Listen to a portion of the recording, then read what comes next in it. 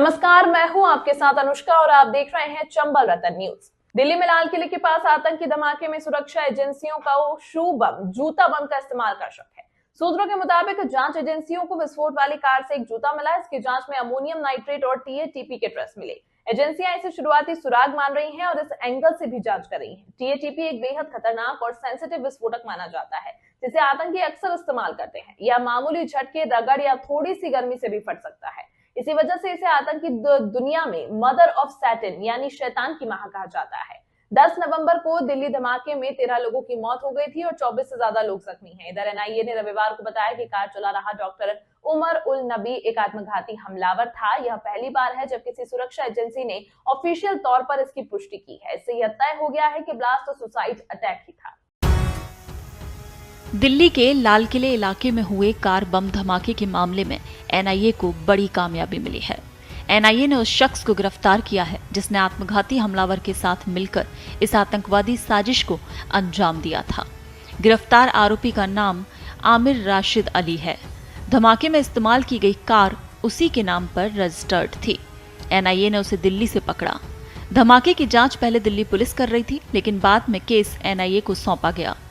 Case अपने हाथ में लेने के बाद एनआईए ने बड़ी तलाशी अभियान शुरू किया और उसी दौरान आमिर गिरफ्त में आया। जांच में सामने आया कि आमिर जम्मू कश्मीर के सांबूरा पंपोर का रहने वाला है।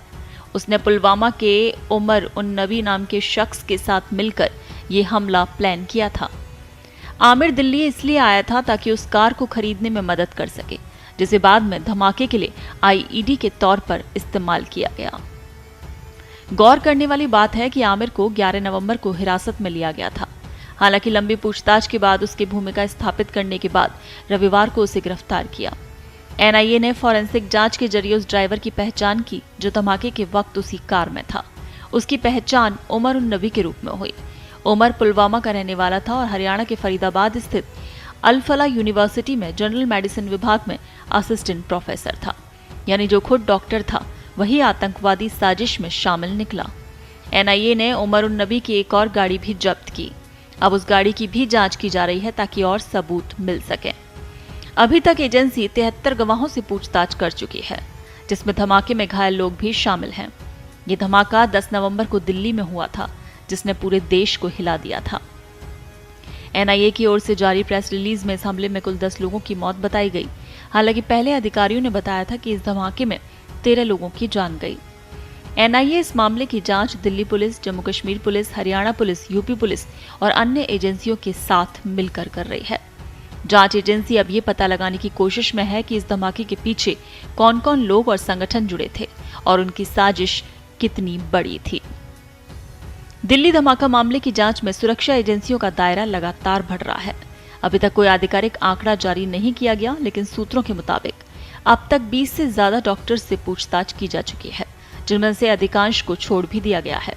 इसी तरह जम्मू कश्मीर पुलिस ने करीब 200 लोगों को संदिग्ध गतिविधियों के आधार पर पूछताछ के लिए हिरासत में लिया, लेकिन इनमें से कई को बाद में रिहा कर दिया। एजेंसियों का कहना है फिलहाल जांच शुरुआती चरण में है, इसलिए ज्यादातर कार्रवाइयां सस्पेंशन यानी शक के आधार पर की जा रही हैं। सूत्रों के मुताबिक अब तक किसी को भी पुख्ता सबूतों के आधार पर गिरफ्तार नहीं किया गया, सिवाय उन मुख्य आरोपियों के जिनके खिलाफ प्रथम दृष्टया साक्ष्य मौजूद हैं, और इनमें शामिल हैं doctor Adeel, doctor Muzammil, doctor Shaheen और मौलवी इरफान। इन चारों को केस के मुख्य पात्र मानते हुए औपचारिक रूप से गिरफ्तार किया गया है और बाकी सभी से सिर्फ पूछताछ और संदिग्ध गतिविधियों की पुष्टि के लिए हिरासत में लिया जा रहा है।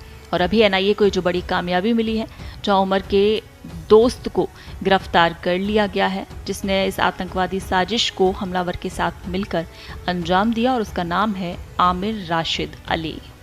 तमाम महत्वपूर्ण खबरों के लिए देखते रहिए चंबल रतन न्यूज।